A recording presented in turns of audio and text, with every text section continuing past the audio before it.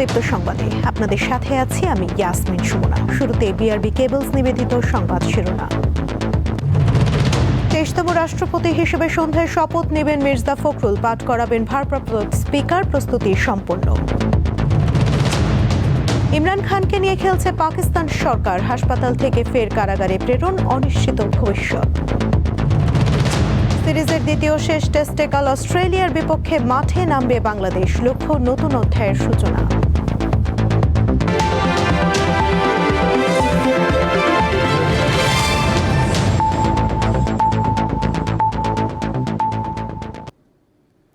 এবারে বিস্তারিত।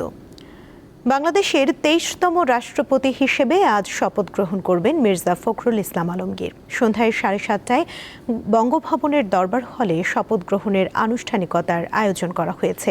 নবনির্বাচিত রাষ্ট্রপতিকে শপথ বাক্য পাঠ করাবেন সংসদের ভারপ্রাপ্ত স্পিকার কায়সার কামাল। রাষ্ট্রীয় এই অনুষ্ঠানে বিদায়ী রাষ্ট্রপতি, প্রধানমন্ত্রী, স্পিকার, প্রধান বিচারপতি, মন্ত্রিপরিষদের সদস্য, 3 বাহিনীর প্রধান, বাংলাদেশে নিযুক্ত বিভিন্ন দেশের কূটনীতিক এবং দেশি বিদেশি বিশিষ্ট ব্যক্তিবর্গ উপস্থিত থাকবেন। এর আগে বৃহস্পতিবার জাতীয় সংসদ ভবনে রাষ্ট্রপতি নির্বাচন অনুষ্ঠিত হয়।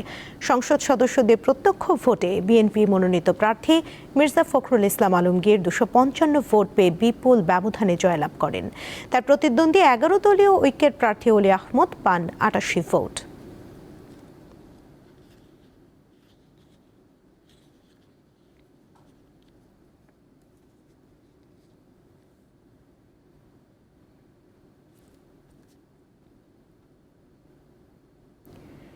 রাষ্ট্রপতি হচ্ছেন রাষ্ট্রের সর্বোচ্চ সাংবিধানিক পদ। সংবিধানে রাষ্ট্রপতিকে রাষ্ট্রের অন্য সব ব্যক্তির ঊর্ধ্বে স্থান দেওয়া হয়েছে। তার নামেই রাষ্ট্রের আনুষ্ঠানিক কার্যক্রম পরিচালিত হয়। তবে সংসদীয় সরকার ব্যবস্থায় রাষ্ট্রপতির পদটি মূলত রাষ্ট্রপ্রধানের, সরকার প্রধানের নয়। ফলে রাষ্ট্রপতির পদটির মর্যাদা ও আনুষ্ঠানিক গুরুত্ব যতটা, নির্বাহী ক্ষমতা ততটা নয়। সংবিধান অনুযায়ী প্রধানমন্ত্রী ও প্রধান বিচারপতি নিয়োগের ক্ষেত্রে রাষ্ট্রপতির নিজস্ব সাংবিধানিক ক্ষমতা রয়েছে। এর বাইরে রাষ্ট্রপতিকে প্রায় সব দায়িত্ব পালনের ক্ষেত্রে প্রধানমন্ত্রীর পরামর্শ অনুযায়ী কাজ করতে হয়। মির্জা ফখরুল ইসলাম আলমগীর সর্বোচ্চ সংখ্যক ভোটপ্রাপ্ত হওয়ায় রাষ্ট্রপতি পদে যথাযথভাবে নির্বাচিত হয়েছেন। সংসদ নির্বাচনে কোনো দল সংখ্যাগরিষ্ঠতা পেলে সাধারণত সেই দলের সংসদীয় দলের নেতাকেই প্রধানমন্ত্রী নিয়োগ করেন রাষ্ট্রপতি। তবে কোনো দল একক সংখ্যাগরিষ্ঠতা না পেলে কে সরকার গঠন করতে পারবেন সে বিষয়ে রাষ্ট্রপতির সাংবিধানিক ভূমিকা গুরুত্বপূর্ণ হয়ে ওঠে। প্রধান বিচারপতি নিয়োগের ক্ষেত্রেও রাষ্ট্রপতি প্রধানমন্ত্রীর পরামর্শে কাজ করতে বাধ্য নন। সংবিধান তাকে এ ক্ষেত্রে স্বাধীন ক্ষমতা দিয়েছে। এছাড়া রাষ্ট্রীয় ও পররাষ্ট্র নীতি সংক্রান্ত বিষয় সম্পর্কে রাষ্ট্রপতিকে অবহিত রাখবেন প্রধানমন্ত্রী।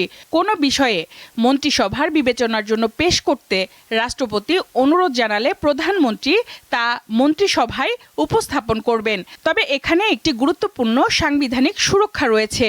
প্রধানমন্ত্রী রাষ্ট্রপতিকে আদৌ কোনো পরামর্শ দিয়েছেন কিনা এবং দিয়ে থাকলে কি পরামর্শ দিয়েছেন সে সম্পর্কে কোনো আদালত কোনো প্রশ্নের তদন্ত করতে পারবেন না। রাষ্ট্রপতির অন্যতম ক্ষমতা হলো দ্বন্দ্ব মওকুফ বা কমানোর ক্ষমতা। কোনো আদালত, ট্রাইব্যুনাল বা অন্য কোনো কর্তৃপক্ষের দেওয়া দ্বন্দ্ব রাষ্ট্রপতি মার্জনা স্থগিত, হ্রাস বা মওকুফ করতে পারেন। রাষ্ট্রপতির পদটির আরেকটি বিশেষ বৈশিষ্ট্য হল সাংবিধানিক দায়মুক্তি। দায়িত্ব পালনের ক্ষেত্রে রাষ্ট্রপতিকে কোনো আদালতে জবাবদিহি করতে হয় না। কার্যকাল চলাকালে তার বিরুদ্ধে কোনো আদালতে ফৌজদারি মামলা করা যায় না এবং তাকে গ্রেফতার বা কারাগারে পাঠানোর জন্য আদালত থেকে পরোয়ানাও জারি করা যায় না। ক্ষমতার সীমাবদ্ধতার বিপরীতে রাষ্ট্রপতির পদটি আর্থিক ও প্রাতিষ্ঠানিক সুযোগ সুবিধা বেশ বিস্তৃত। দ্য প্রেসিডেন্টস অ্যাক্ট অনুযায়ী রাষ্ট্রপতির মাসিক বেতন 1,20,000 টাকা। এই বেতন আয়কর মুক্ত।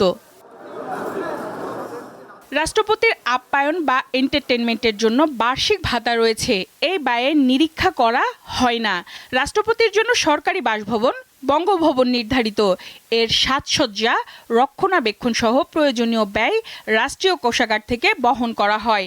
রাষ্ট্রপতি সরকারি কাজে বিদেশ সফরে গেলে সরকার নির্ধারিত হারে ভাতা পান।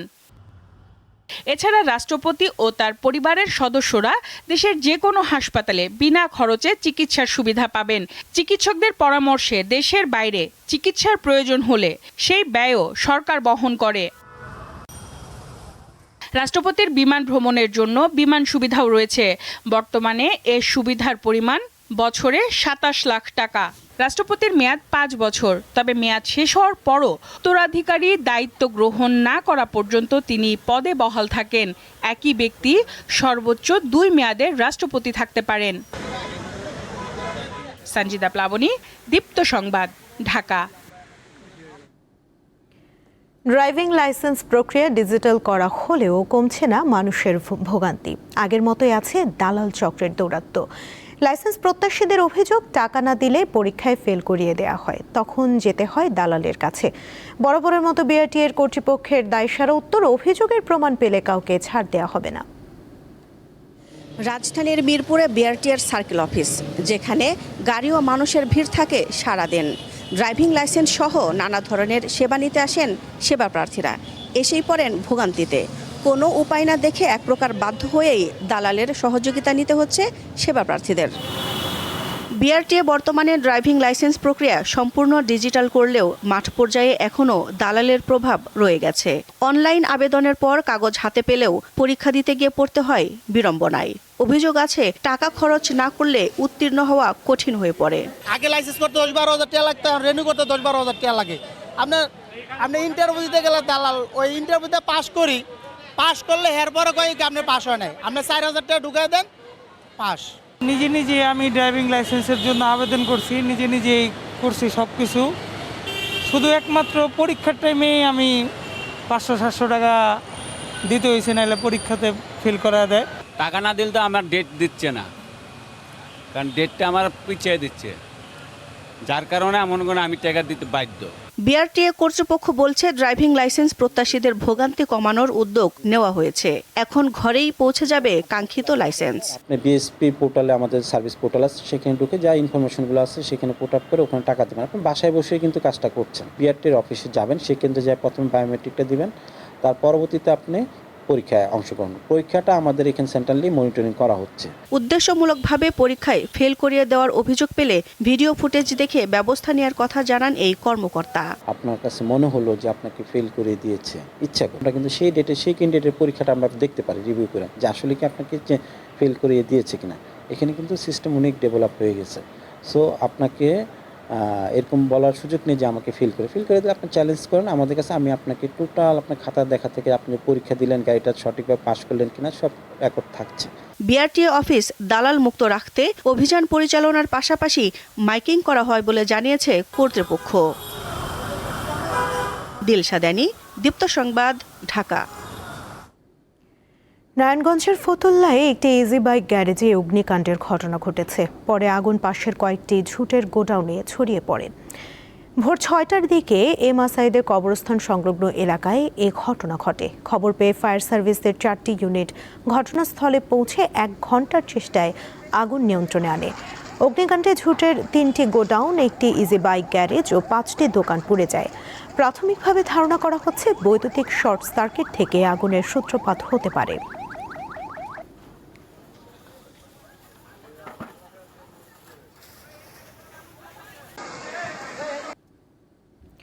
সাভারে বিশেষ অভিযান চালিয়ে বিদেশি অস্ত্র, বিপুল পরিমাণ মাদকদ্রব্য সহ ২ জনকে আটক করেছে ঢাকা জেলা গোয়েন্দা পুলিশ। বৃহস্পতিবার রাতে সাভার পৌরসভার রাজাসন পালোয়ানপাড়া এলাকায় অভিযান চালিয়ে তাদের আটক করা হয়। পুলিশ জানায়, গ্রেফতারকৃতরা এলাকার চিহ্নিত মাদক কারবারি কারাগারে থাকা শামীম রেজার সহযোগী।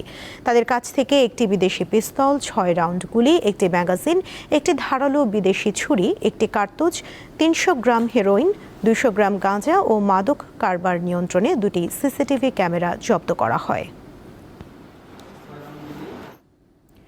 গাইবান্ধার নদী ও বিভিন্ন জলাশয়ে নিষিদ্ধ চায়না দুয়ারি জালের ব্যবহার আশঙ্কাজনক হারে বাড়ছে। ওই জাল দিয়ে শিকারের কারণে দেশি প্রজাতির বিভিন্ন মাছ ও জলজ প্রাণীর প্রজনন ব্যাহত হচ্ছে। স্থানীয় মৎস্য বিভাগের অভিযানেও বন্ধ করা যাচ্ছে না অবৈধ চায়না দুয়ারি জালের ব্যবহার। গাইবান্ধার খাল, বিল এবং নদীগুলোতে ঠিক এভাবেই অবাধে চায়না দুয়ারি জালের ছড়াছড়ি। এই জালের ফলে খাল বিল গুলো থেকে দেশি প্রজাতির ট্যাংরা, শিং, কই, মাগুর থেকে শুরু করে সকল প্রজাতির মাছ বিলুপ্তির পথে। এটি হচ্ছে সেই চায়না দুয়ারি জাল। এই চারখানা ঘরের ভিতরে একটি করে পাড়া অথবা ফাঁদ রয়েছে মাছ প্রবেশ করার জন্য। এই ফাঁদ দিয়ে মাছ একবার প্রবেশ করলে বা কোনো জলজ প্রাণী প্রবেশ করলে সেটি আসলে বের হওয়ার উপায় থাকে না, যার কারণে মূলত এই জালটি নিষিদ্ধ এবং ক্ষতিকর হিসাবে সবার কাছে পরিচিত। জাল এটা খুব ক্ষতিকর, ছোট মাছের পোনাও বাইরে হতে পারে না, মাছ বড় হয় না, আমাদের মাছ পাওয়া যায় না। চায়না জালের মধ্যে পড়লে এই মাছগুলো আর বের হতে পারে না, যার কারণে পোনাগুলো নষ্ট হয়ে যাচ্ছে, দেশি মাছ আমাদের দেশ থেকে উঠে যাচ্ছে। পানির মধ্যে যে ব্যাং, কুচিয়া, পোকা মাকড় যা আছে শুধু মাছই নয়, সবকিছু ঢুকলে বাইরে পায় না। চায়না দুয়ারি জালের ব্যবহার যারা করছেন তারা স্থানীয় বাসিন্দার এবং পেশায় অনেকেই জেলে। জাল দেওয়া হোক, চায়না জাল হোক, ছুসি জাল হোক, কারেন্ট জাল হোক, এটা দিয়ে মাছ মারি আমাদের পেটের দায়ের জন্য। এখন এটার জন্য যদি বাধা আসে সেটা তো আমাদের আর করার কিছুই নেই। গাইবান্ধার ৭ উপজেলার বিভিন্ন জায়গার খাল এবং নদী নালাতে মৎস্য অধিদপ্তর এই ক্ষতিকর জাল দমনের জন্য বিভিন্ন সময় অভিযান পরিচালনা করেও এই জাল দমনে কিন্তু অনেক সময় ব্যর্থ হচ্ছেন।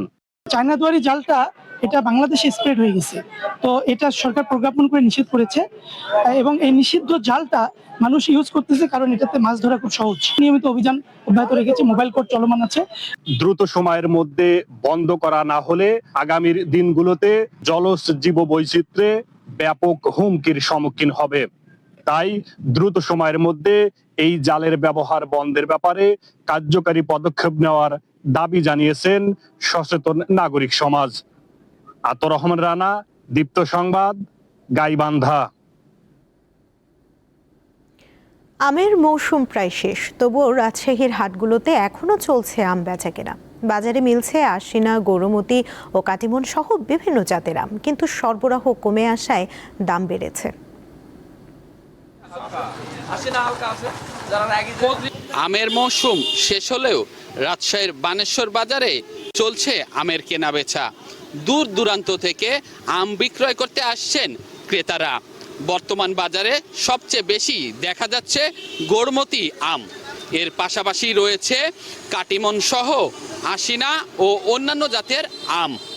তবে মৌসুম যত শেষের দিকে এগোচ্ছে ততই কমছে আমের সরবরাহ, আর এর প্রভাব পড়ছে দামে।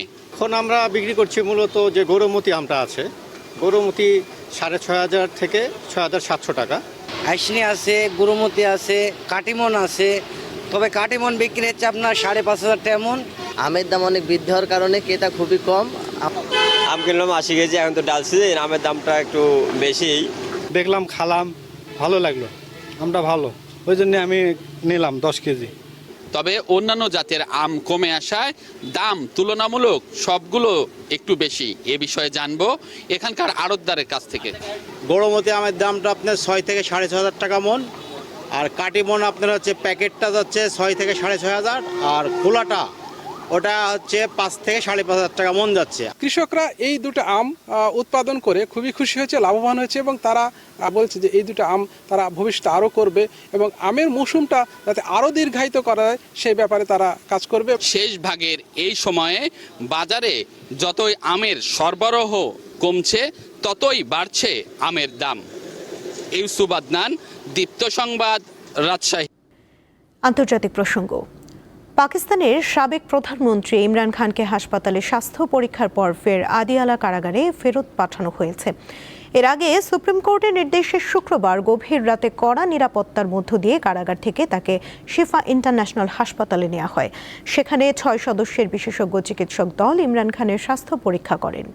চিকিৎসকরা জানান ইমরান খান নিরাপদেই কারাগারে থাকতে পারবেন। এরপর পিটিআইয়ের প্রতিষ্ঠাতাকে কারাগারে ফেরত নিয়ে যায় কারা কর্তৃপক্ষ। এর আগে ইমরান খানকে হাসপাতালে স্থানান্তরের বিষয়ে সুপ্রিম কোর্টের নির্দেশ চ্যালেঞ্জ করে সরকারের পক্ষ অবশ্য তা সরাসরি খারিজ করে দেন দেশটির সর্বোচ্চ আদালত। ২০২৩ সালের আগস্ট থেকে দুর্নীতি সহ একাধিক মামলায় কারাগারে বন্দী রয়েছেন ইমরান খান। কারাগারে তার শারীরিক অবস্থার অবনতির কারণে গত ১ বছর ধরে উদ্বেগের সময় কাটাচ্ছেন দলীয় নেতাকর্মী ও পরিবারের সদস্যরা।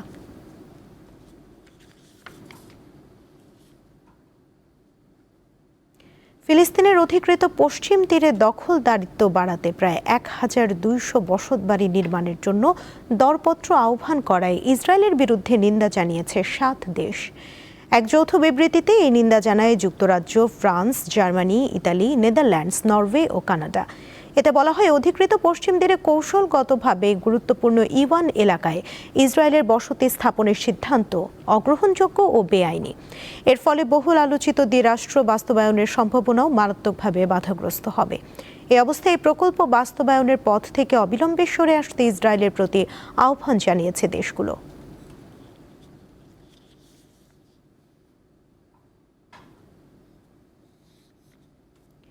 খেলার খবর। অস্ট্রেলিয়ার বিপক্ষে প্রথম টেস্ট জয়ে নতুন অধ্যায় রচনা করেছে বাংলাদেশ দল। এবার তাদের মিশন ম্যাকাই টেস্ট। আগামীকাল খেলা শুরু সকাল ৬টায়। অস্ট্রেলিয়ার মাটিতে ডারউইন টেস্ট জয়ে বাংলাদেশের ক্রিকেট নিয়ে আলোচনার নতুন দরজা খুলেছে। র্যাঙ্কিংয়ে শীর্ষে থাকা দলকে হারানোটাই টাইগারদের বড় অর্জন। এটি বাংলাদেশ দলকে আরও এগিয়ে নিয়ে যাবে। অস্ট্রেলিয়ার বিরুদ্ধে ভালো পারফরমেন্স মানাটাই হলো যে ওয়ার্ল্ড ক্রিকেটে একটা স্টেটমেন্ট দেওয়া, একটা বিবৃতি দেওয়া, নিজের পারফরমেন্সটাকে একেবারে মানে এনহ্যান্স করার যে একটা বিষয় থাকে বা নিজেকে একটা মেলে ধরার যে একটা বিষয় থাকে, সেটা ওই মানে করার সুযোগটা এখানে থাকে। যেমন ধরুন যে এই টেস্ট ম্যাচটা বাংলাদেশ জিতেছে, এখন দেখবেন যে শুধুমাত্র ক্রিকেট বিশ্বের না, আপনি পুরো পৃথিবীর যত স্পোর্টস এরিনা রয়েছে সবগুলো স্পোর্টসে কিন্তু এখন বাংলাদেশের এই জয়টাকে নিয়ে একটা আলোচনা হচ্ছে, কারণ দলটা ছিল অস্ট্রেলিয়া। সো অস্ট্রেলিয়ার বিরুদ্ধে যখনই আপনি ভালো পারফরমেন্স করবেন, তখন এমনিতেই আপনাকে কিন্তু পুরো বিশ্বের নজর বা ফোকাস কিন্তু আপনার উপর চলে আসবে। ডারউইন টেস্টে তানজিদ সেঞ্চুরি করলেও জয়ের মূল নায়ক ছিলেন পেসার হাসান মাহমুদ। 9 উইকেট নিয়ে ম্যাচ সেরা। প্রথম ইনিংসে অস্ট্রেলিয়াকে মাত্র 198 রানে গুটিয়ে দিতে বড় ভূমিকা রাখেন হাসান। একাই নেন 6 উইকেট। দ্বিতীয় ম্যাচেও দলের ট্রাম্প কার্ড হিসেবে থাকছেন তিনি। কোনো একজনকে যদি বিশ্রামও দেয় টিম ম্যানেজমেন্ট, অন্তত আমি অবাক হব না। তবে হাসান মাহমুদ বিশ্রাম পাচ্ছেন না। তিনি যে পারফরমেন্স দেখিয়েছেন, আমার মনে হচ্ছে যে এখন পর্যন্ত এই সিরিজে তিনি সেরা আপনার পেস বোলার।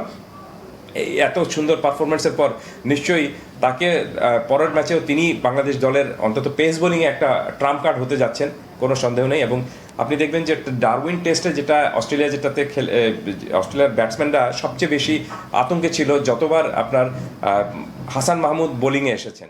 সাকিব আল হাসান ও তামিম ইকবালের মতো তারকা ক্রিকেটাররা অস্ট্রেলিয়ার বিপক্ষে ওয়ানডে খেললেও টেস্ট খেলার সুযোগ হয়নি। এই সফরে যারা খেলছেন তারা সৌভাগ্যবান বলে মনে করছেন ক্রীড়া সংশ্লিষ্টরা। এই দলের যারা খেলার সুযোগটা পেয়েছেন, যারা ভালো পারফর্ম করতে পেরেছেন, তারা খুবই লাকি, তারা খুবই সৌভাগ্যবান এবং সেই সৌভাগ্য এই ম্যাচে জিতে তারা সেই সৌভাগ্যটার পরশে আরেকটু বাড়িয়ে নিয়েছেন, কোনো সন্দেহ নেই। সামনে আরেকটা ম্যাচ রয়েছে, সেই ম্যাচেও যদি তারা ভালো পারফরমেন্স করতে পারেন, তাহলে তা বলা যেতে পারে যে they will come back with whole, অর্থাৎ তারা সব কিছু নিয়েই অস্ট্রেলিয়া থেকে ফিরে আসতে পেরেছেন। 22 আগস্ট ম্যাকায়ে শুরু হবে সিরিজের দ্বিতীয় ও শেষ টেস্ট। পারভেজ খোকন, দীপ্ত স্পোর্টস। লিডস টেস্টে পাকিস্তানের বিপক্ষে 195 রানে এগিয়ে ইংল্যান্ড। বৃষ্টিবিঘ্নিত দ্বিতীয় দিন শেষে ইংলিশদের সংগ্রহ দাঁড়িয়েছে 8 উইকেটে 366 রান। প্রথম ইনিংসে পাকিস্তান অল আউট হয় 171 রানে। হেডিংলিতে শুরুর ধাক্কা সামলে ইংলিশদের শক্ত ভিত গড়ে দেন জো রুট ও জর্ডান কক্স। দুজন করেন 150 রানের জুটি। 73 রান করেন কক্স। ব্যক্তিগত 66 রানের ইনিংস খেলে ভারতীয় ব্যাটিং কিংবদন্তি সচিন তেন্ডুলকরের অর্ধশতকের রেকর্ড ছুঁয়ে ফেলেন রুট। টেস্টে এটি তার 48তম অর্ধশতক। স্বাগতিকদের বিপক্ষে আলো ছড়ান সফরকারী দলের স্পিনার আলী ওসমান। 3 লায়ন্সের 5 ব্যাটারকে সাজঘরে ফিরিয়ে প্রথমবার 5 পান তিনি।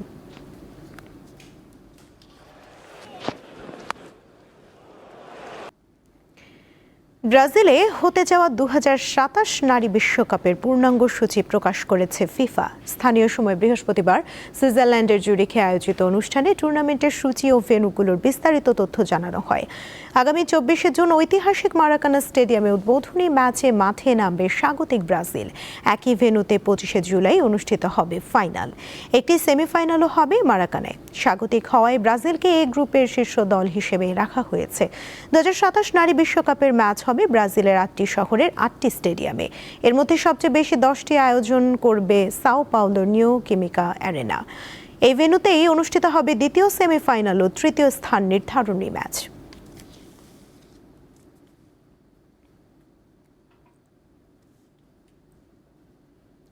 দীপ্ত সংবাদ শেষ করার আগে বিআরবি কেবলস নিবেদিত সংবাদ শিরোনামগুলো জানিয়ে দিচ্ছি আরও একবার।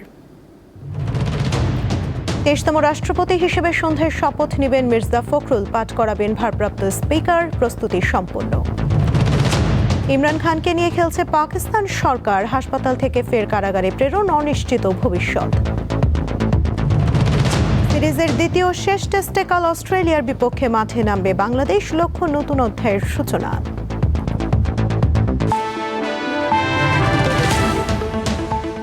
এই ছিল এখনকার মতো। পরবর্তী সংবাদ দুপুর 2টায় দেখার আমন্ত্রণ রইল। এছাড়া আরও তথ্য পেতে যুক্ত থাকুন দীপ্ত ডিজিটাল প্ল্যাটফর্মের সাথে। ধন্যবাদ সবাইকে।